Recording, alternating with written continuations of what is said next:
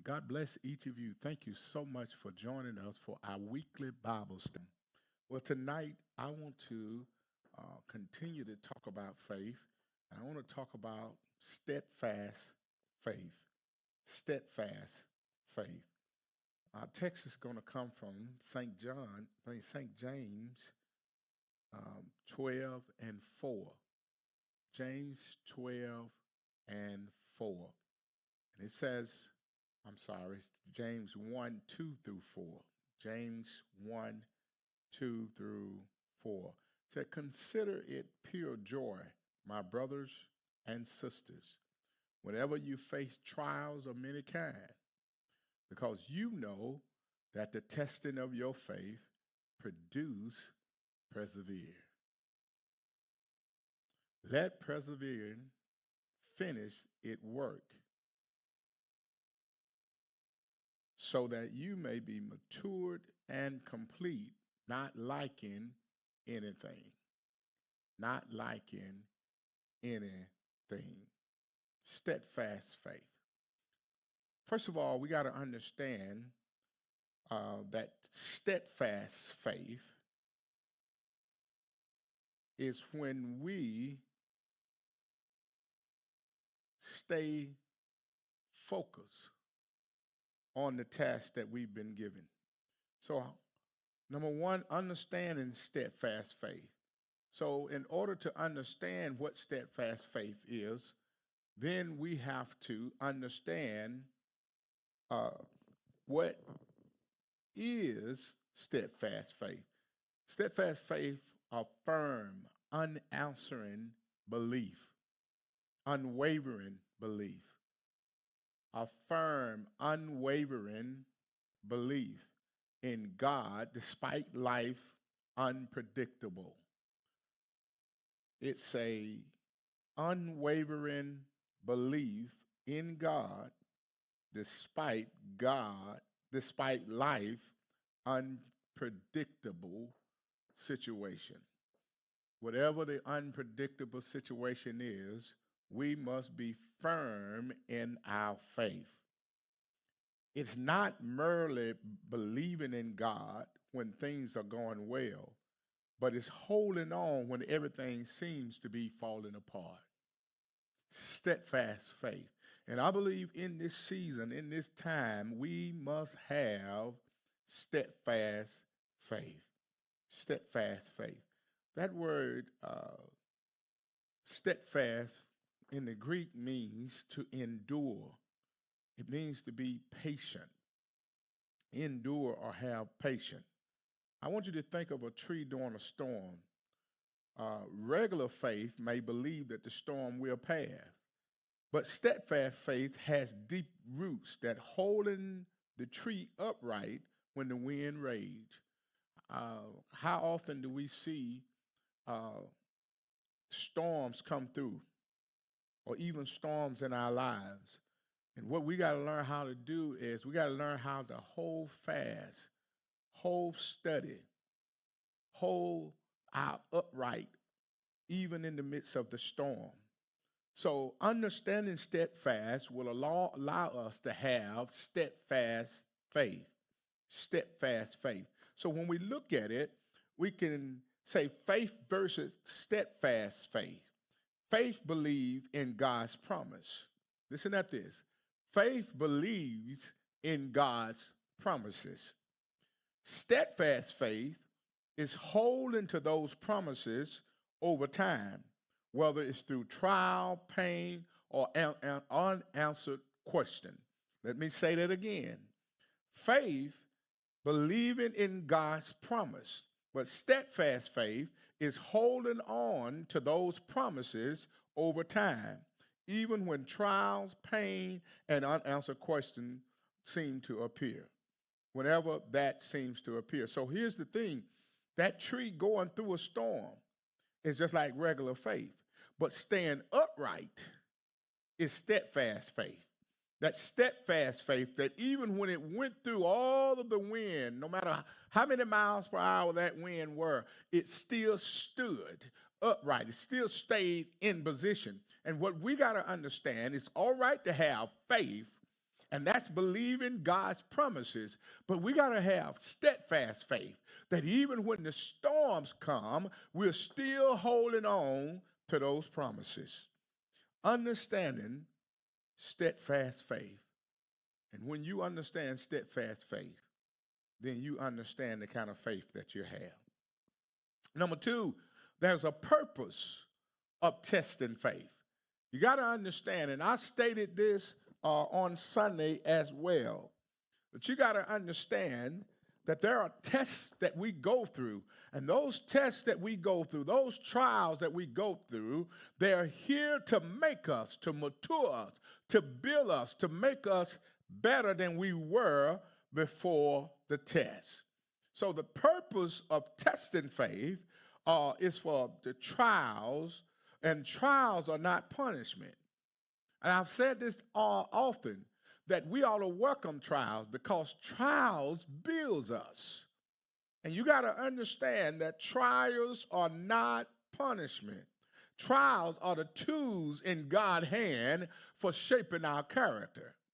You got to know that. These are the tools that God used to shape us, to make us better, to make us endure, to make us to be more matured. These are the trials. So we ought to be able to welcome trials and not frown at them because we know that there are benefits in the trials we go through. Now, one of the things that I stated on Sunday is I don't shun the trials or the tribulations that I go through, but I do ask God, what is it? What's the purpose of this? Why do you have me going through this? Because I understand that anytime He allow me to go through a storm, there's a purpose behind that storm. And because there's a purpose, I want to make sure that I'm in position that while I'm going through this storm, I can go through with a smile on my face, a praise on my lip, with confidence, knowing that after I've endured this trial, I'm going to be better. And if we take on that attitude, then when the trials come, we would understand that it's there to make us. You see, God is more interested in who you're becoming than what you're achieving. He's more interested in who you are becoming than what you're trying to achieve. And that's why I constantly tell people that I'm in the becoming business. I'm trying to get us in position so that we can always become who God designed for us to be. You got to understand that you weren't born at the place where God wanted you. He gave us an opportunity to be able to grow. There's a process. Becoming is a process. I don't care how much you achieve. God is not interested in what you're achieving. He's interested in who you are becoming. So our faith must be tested. And our faith is tested so that we can grow. I said this on Sunday, that faith is like a muscle. Just as muscles grows under resistance, so does faith. Faith is developed under pressure. I know that sometimes when you're going through and things seem like it's too difficult for you, you got to realize that God is only developing your faith because of the pressure that you're under. It's like a muscle. The more pressure you got, the more resistant you have, the more stronger you become. So you got to also look at it in this fashion. God is not just trying you for right now. The test that you're going through is not necessarily for the present. But sometimes God will allow a trial to come our way so that He can prepare us for what's ahead, for who we're becoming, for the next level that He's taken us to. So we should never shun our trials, because without challenge, we remain spiritually immature. So we have to be challenged. There's got to be a challenge in our life. The scripture says in 1 Peter 1, 6 and 7, though now for a little while you may have to suffer grief. These have come so that the proven genuine of your faith may result in praise, glory, and honor when Jesus Christ is revealed. In other words, what you're going through now is not for now. It's for the present, or for the future. It's for what's getting ready to happen. So you might be suffering now, but your suffering should prove your genuine faith. It should prove who you really are so that you can have a result that when this test is over, when this trial is over, you have a praise and you can give God glory and you can honor him for who he is. So I want you to understand that when you understand the steadfast faith, and then you understand the purpose of your testing of your faith, then there's the characteristic of a steadfast believer. The characteristics of a steadfast believer. A steadfast believer endures through adversary. They don't quit when things get difficult. And the truth of the matter is, I'm seeing this too often among believers. And what I'm concluding is that they are believers, but not steadfast believers. Because steadfast believers understand that their faith is what caused them to endure. In other words, they depend on what they know work for them. I stated this on Sunday as well, that your faith goes before you. It see it before it happened. And that's why we can stand steadfast on faith, because faith is working on my behalf. And because it's working on my behalf, I know it's going to work for me. It's going to work for me. So I have to have the characteristic of a steadfast believer. I got to endure through adversary. I got to have a mind that I'm not going to quit when it gets difficult. Not only do steadfast believers have endurance, but they trust without answers. In other words, I don't know what the results of this gonna be, but I'm trusting God that it's gonna work in my favor. They gotta continue to believe even without full understanding. I don't fully understand what's happening, but I'm still trusting God. And the reason why I'm still trusting God is because I've seen what he can do. And I've seen him bring me out of some things that are a whole lot more difficult than this. I've seen him develop me when I didn't know how to get developed. I'm trusting him without an answer. The other thing of a steadfast believer, the characteristic is there's joy in the trial. So let me ask you a question. How do I turn my trials into joy? How do I be joyful in the midst of a trial? Not because of pain, but because of the purpose. I understand the purpose of why I'm going through. Now that I know that this faith, this steadfast faith that I have, is developing me. Now that I know I can depend on God in spite of my difficult time. Now that I know that I'm trusting him without an answer, then I can have joy in the midst of my trial. Not only that, as a steadfast believer, I got to learn how to focus on eternal things. Too often we want temporary things, and we focus on this temporary thing that's happening. Let me just throw this right here in. Trump as a president is just temporary. So while we focus so much on what's happening, all of his decisions that he's making is not eternal. It's just temporary. Y'all don't want to help me in here. And so what I'm saying is we have to start focusing on eternal things rather than temporary things. We got to learn how to value character over comfort. We got to get to the point where we know who we are, to the point where we stay steadfast in who we are. Are y'all still here? So we got to have the characteristics of a steadfast believer.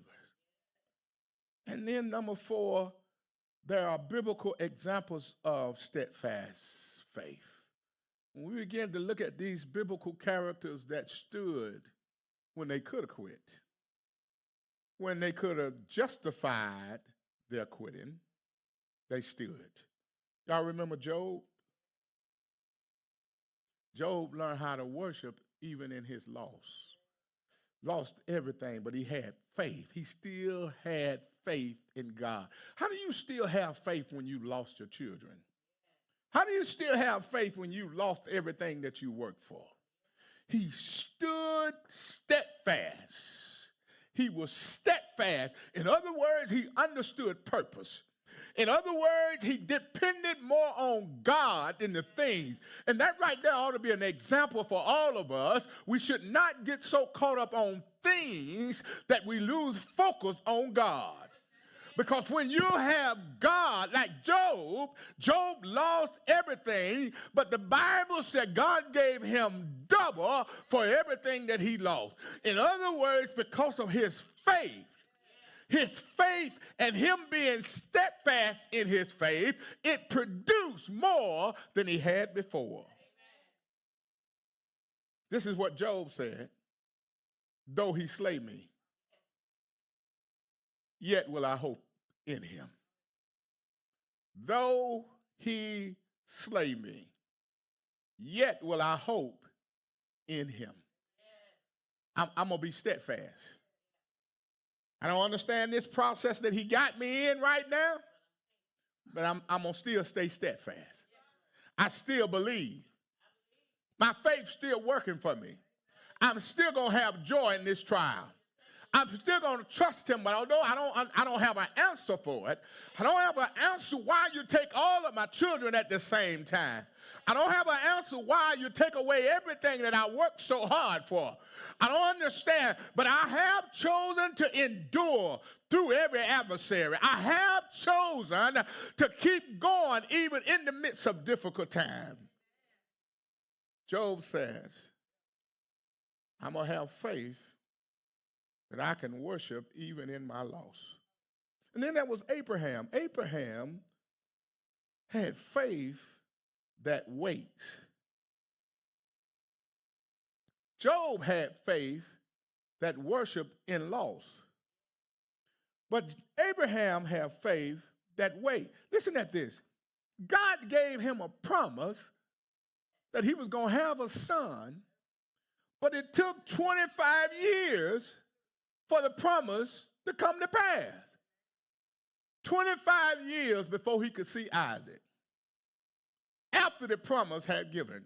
You know, I stated to you some time ago that God don't go through a process. Whenever he speak it, it happened then. We go through the process to see the manifestation. But when God speak it, it's already done.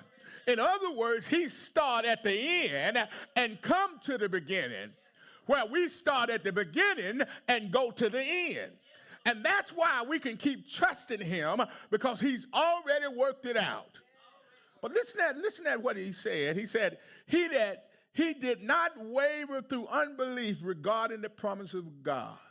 How do God give you a promise and then wait 25 years? But here it is. Abraham said, I didn't waver. I didn't doubt God.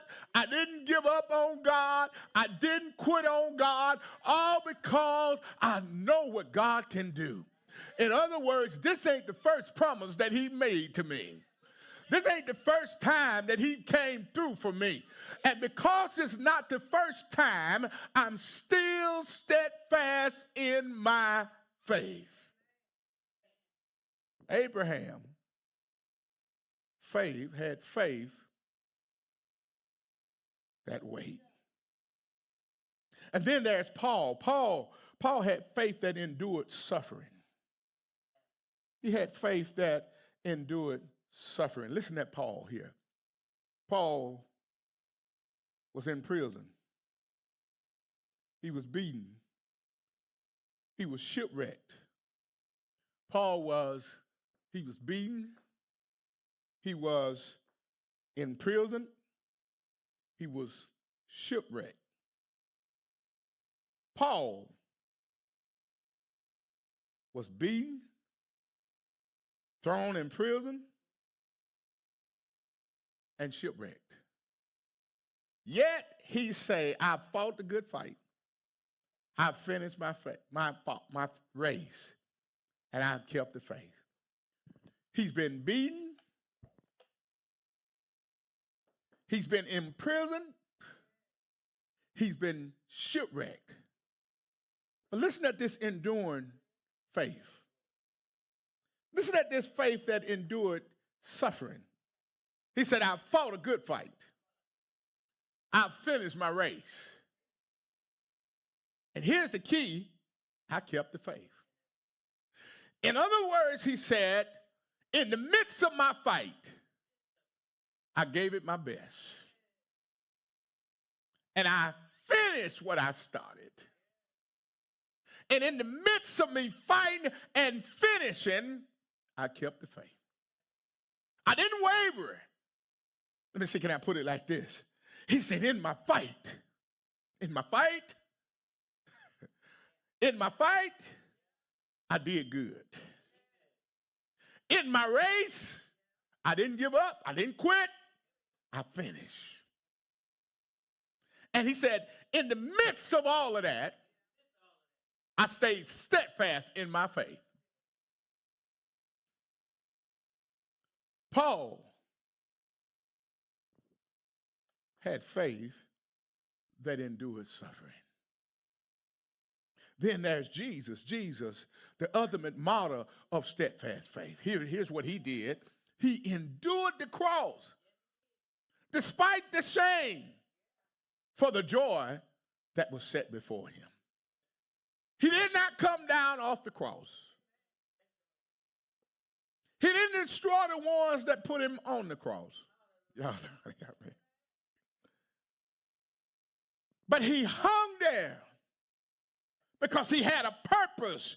Even in the midst of humiliated, he still stayed there despite the shame. Because he understood that there was going to be joy that was going to be set before him. These are the biblical examples of the men that stood steadfast in their faith. But here's the deal. After you stand, after you understand the purpose of the testing, and after you understand steadfast faith, then there is a result of steadfast faith. And the result of steadfast faith is that now I'm better. In other words, I'm more spiritual mature. Because I understand that in James 1:4, he said that ye may be mature and complete. Because I stayed steadfast, I'm spiritual matured now. I can complete some work. See, immature people don't finish. Immature people quit on the way. They don't stay committed. Their character is not representable to be used. And so what I'm saying is, when we become spiritual matured, we're able to stand. Not only that, steadfast faith gives you the result of Christ-like character. The Bible says in Romans 5:3-5, suffering, persevere, character, and hope. Listen at this. Suffering equals persevering. Persevering equals character, and character equals hope. Let me say it like this. Suffering produce persevering. Persevering produce character. And character produce hope. That's Christ-like character. This is the result of not quitting, not throwing in the towel, not stopping in the midst of difficult time. But not only does it matures us, not only does it produce a Christ-like character, but it produces powerful witness. A believer who holds firm, glorify God, and encourage others. When you're steadfast, you got something to talk about. Somebody missed it. Huh? When you're steadfast in your faith and you came through some things, then you can glorify God, but you also can be a witness to others about what God is capable of doing. I can encourage somebody and tell them, look, just hold on, baby. Hold on just a little while. There are some results that you're going to be very, very excited and proud of. Number four, eternal reward.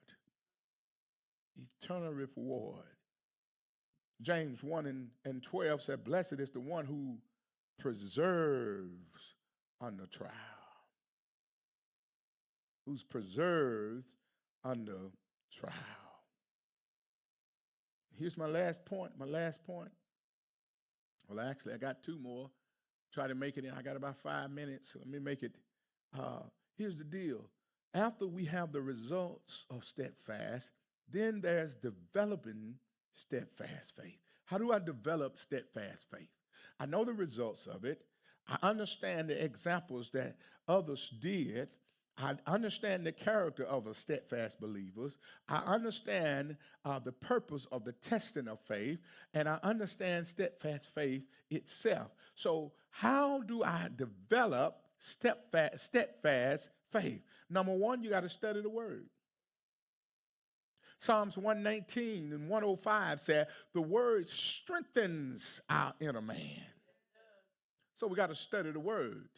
If we're going to become strong, if we're going to be developed, we gotta study the word of God. Number two, you got to practice daily surrendering. You know, one of the things that I've discovered as a believer is that we have too many folks that don't know how to surrender. You got to practice on this daily of surrendering, because faith grows when we lay down control. Let me say it again. Faith grows when we lay down control. Too often we want too many folks want to be in control. And a lot of them want to be in control, and they don't understand what it means to be in control. So faith grows when we lay it down.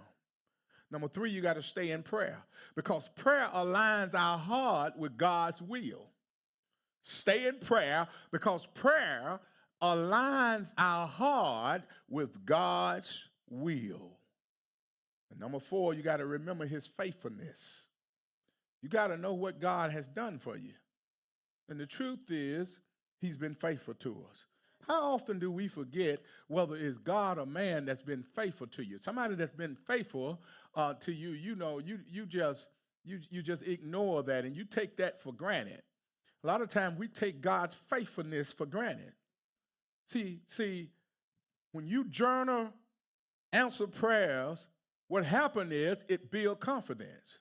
Okay, let me put it like this. When you write down when God answered your prayer, it builds your confidence.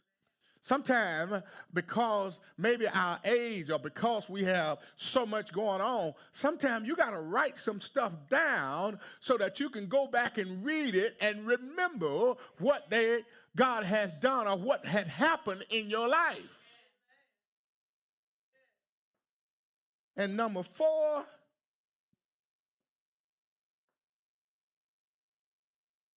number five, you got to surround yourself with the faithful. Surround yourself. I don't want to be around nobody always talking negative, always telling me what I can't do. Always, they got something negative to say. I'm going to surround myself with somebody that's being faithful. I'm going to surround myself with somebody that loves going to church and not just hit and miss. I'm going to surround myself with somebody that love God and love for God to strengthen them, love for God to feed them. I'm going to surround myself with somebody that has a like mind. Because here's what I've discovered: fellowship and testimony strengthen faith.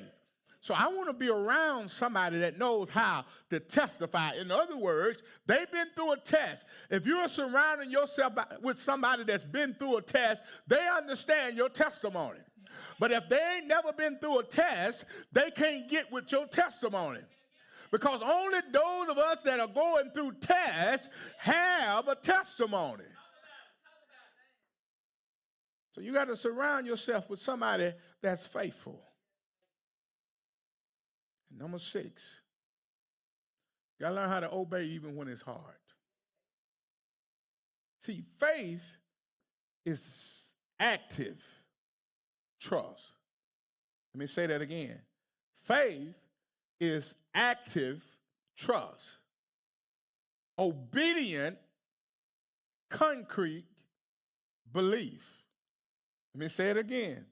Faith is active trust. Obedient, concrete belief. How many of you know once concrete set up, it's hard to break? So when you obey, you concrete your belief.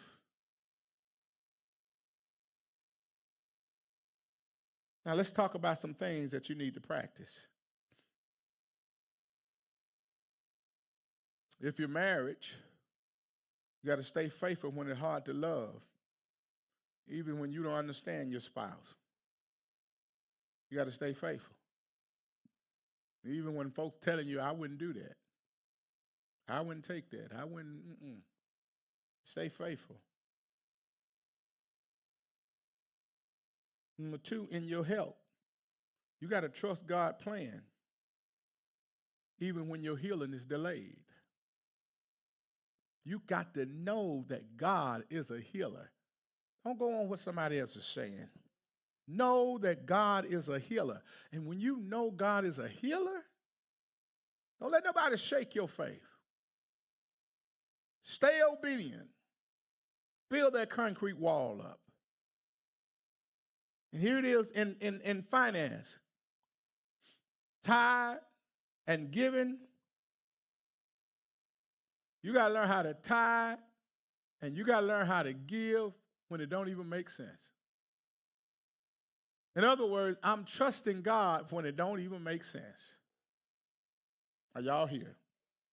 And then you got to have a purpose. See, in purpose, you wait patiently when God's promise seemed delayed. He's giving you a promise. And even when the promise seemed delayed, you still got to wait patiently.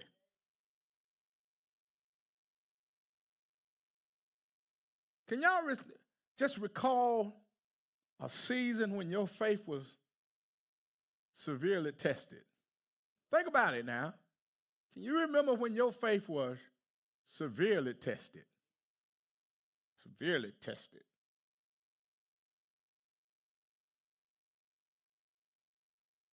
What are some ways we can be prepared for our test and our trial? Think about it. Who you know that are steadfast in their faith?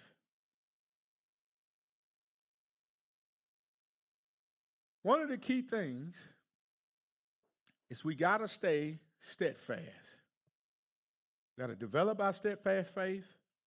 We got to look for the results of our steadfast faith. We got to remember the biblical characters that have already paved the way for us.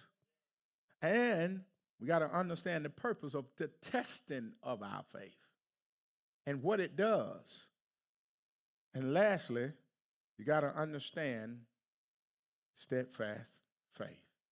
Now, I know I can't do it all tonight. So I'll come back with part 2 on Sunday. I wanted to teach some things, but Sunday I'm going to do it a little different, okay? But I do want y'all to understand the importance of steadfast faith. Well, to all of you all that are watching us by Facebook Live, I'm so grateful and thankful that you have joined us on tonight.